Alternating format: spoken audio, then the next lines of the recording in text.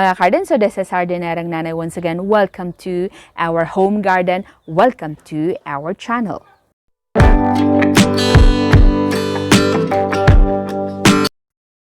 Like, comment, subscribe, and click the notification bell for more home gardening tips and vlogs. So, I bought this one online. Yes, mga garden, nabili ko lang siya online. So, I just pick it up sa day A kasi around Baguio lang yung seller. So, we'll check the soil, we're going to check the stems, we're going to check the leaves, kung healthy ba sila o hindi. Alright? So, we're going to fix kung ano man yung problema. So, first one is we're going to check the soil. Okay, the soil. Actually, it's a soilless media. Okay.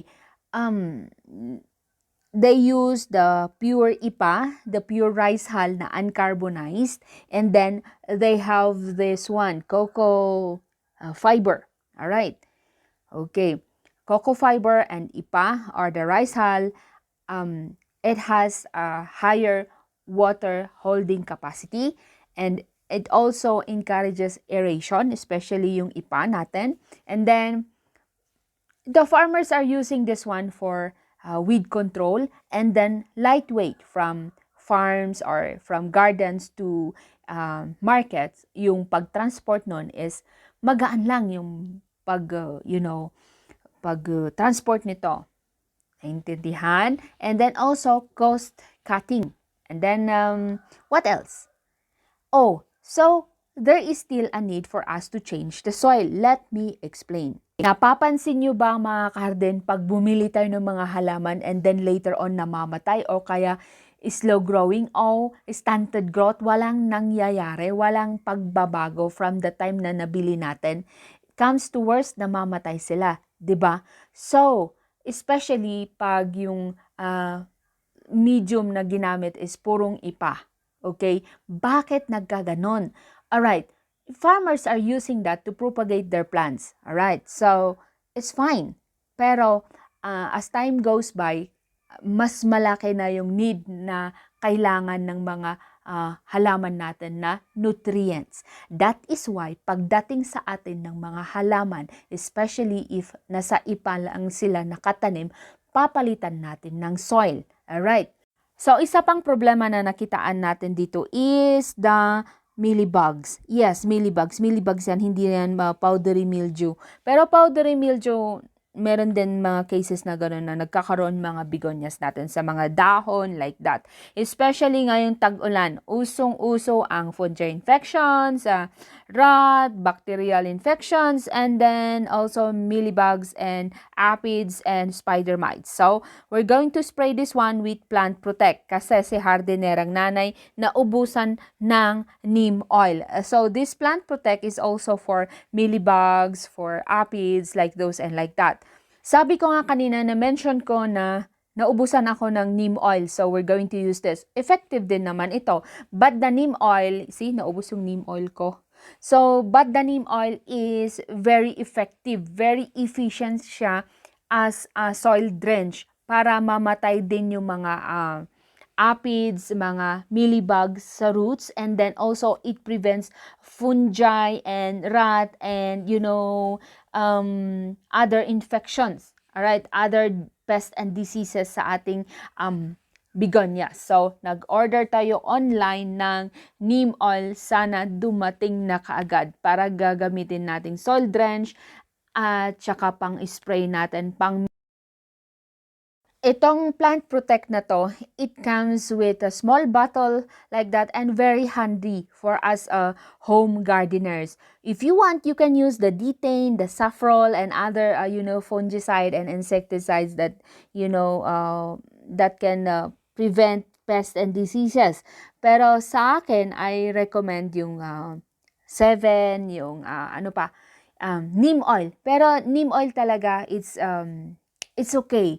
Kahit na fungi yan, bacteria yan, rat or aphids, spider mites, kayang-kaya yan. Okay? So, we're going to spray this one. Spray, spray, spray, spray. Before natin siya itra-transplant. Bakit natin kailangan na i-spray muna bago natin i-transplant? para malinis. Alright? And then later on, pagka-transplant natin, check din natin yung roots niya. Okay? Yun ang kahalagahan ng neem oil. Okay? Yung protection sa roots. And then also, we have the Starkel G. Lagi natin ginagamit or ginagamit ko yun sa pag-transplant ng aking mga succulents. Pero ito, pwedeng-pwede rin yung Starkel G sa mga ibang mga halaman. Okay? That also prevents the mealybugs and aphids, especially doon sa soil. Alright?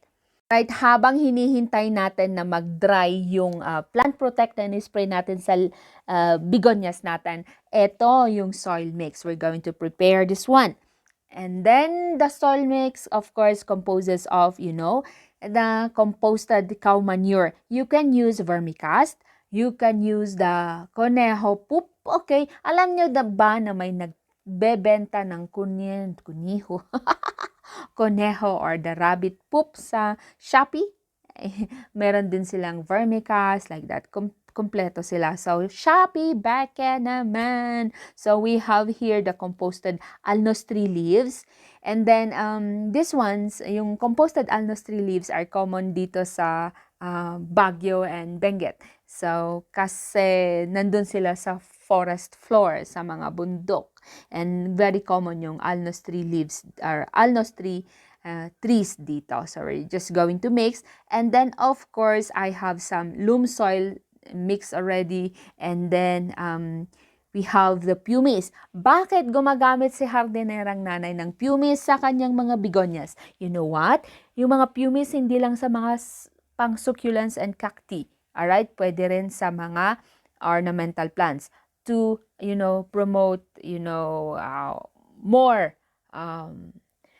well-draining soil. Alright? Wait lang, mag-gloves lang si hardinerang nanay. Meron pala akong sugat. Mahirap na matatano.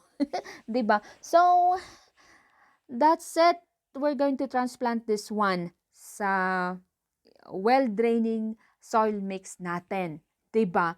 So, pwede rin kayong gumamit ng lava rock. So, meron din sa Shopee actually.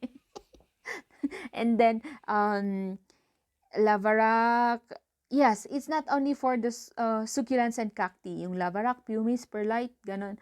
Pero yung na-try ko nang gamitin is yung lava rock at saka pumice. Alright. So, maganda kasi yon for, hindi sagi yung soil natin. Yung may mga offshoots na ganyan, no? Galing, 'di ba? So, marami tayong hihintayin, 'di ba?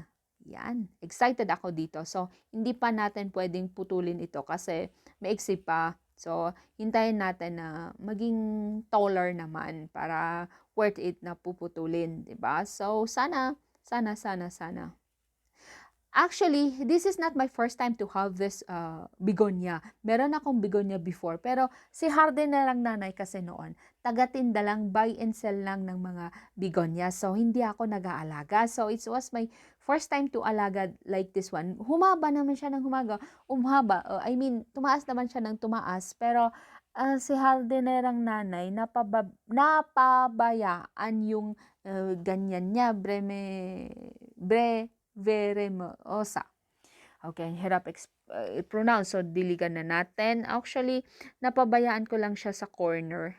Sabi ko, i-transplant ko mamaya, bukas ng bukas hanggang naubos yung bukas, namatay. Okay, kasi niligay ko lang doon sa area na very low light. So, I learned a lesson. So, bumili ulit ako and then we're going to start all over again. And I have this one, yung leaf propagation muna ang gagawin natin ngayon. So, yung leaf propagation natin, we're going to try to dip it in a cinnamon powder. Itong cinnamon powder, hindi ko ito ginagamit sa kusina. Ginagamit ko ito sa aking garden. Okay. What is the purpose of the cinnamon powder? Para to prevent rot. Okay. So, try natin. Okay? Try natin na maglagay. Pwede naman hindi na maglagay. Pwede rin naman na maglagay. Okay? Pero sabi ko nga, ita-try natin. 'Di ba? Kanina, meron na infected leaves. 'Di ba?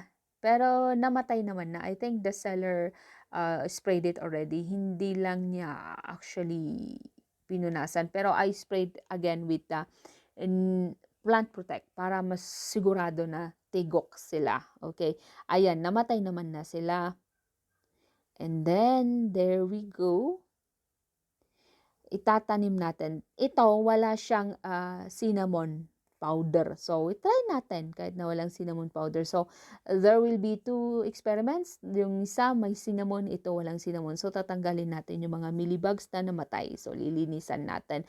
Ito yung pinopagate ko na leaf para naman magkaroon ng silbi. 'Di ba? Kasi meron siyang disease na mealybug. So, gagamitin natin for propagations. No? Natanggal na natin yung mga insekto. Patay naman na yung mga insekto. Don't worry. Alright? And then, there we go. And then this one, we are going to close this one. Alright? In close this one, yung soil mix pala na ginamit natin dito is coco peat na moist. Alright? So, don't open it until 2 months. Minsan na-excite ako after 1 month yung mga ganito ko. Binubuksan ko. Pero minsan, it's not okay for them to be disturbed. So, hayaan mo lang sila. After 2 months na lang sila bubuksan. Alright? So, ililista natin para alam natin kung kailan natin dapat talaga nabubuksan. Diba? So, this is with the cinnamon. So, what are the other things that you need to know? So mga ka-harden, natanim na nga natin siya sa well-draining soil. So ilalagay natin ito sa bright indirect light. Ulitin ko, bright indirect light. So another one is that do not overwater. Huwag ninyong i-overwater. Once a week na dilig is fine. Nasa bright indirect light naman siya, di ba? So huwag din natin siyang i-underwater. Okay, so we have to be careful. Pag may mga brown tips dyan sa gilid, kailangan, I think it's just a gas from the transportation from the seller to the dropping area like those. So, inuulit ko, pag mga brown tips yan sa mga begonias ninyo, ibig sabihin underwatered or it is a cause of inconsistent watering. Sometimes overwatered, sometimes it's underwatered.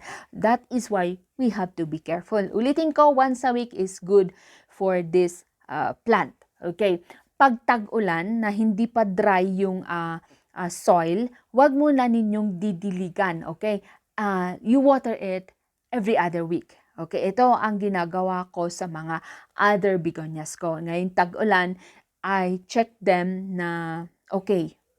Okay, yung mga nakikita ninyo mga brown leaves, sometimes yung mga yun ay indikasyon na may sakit o kaya old leaves naman.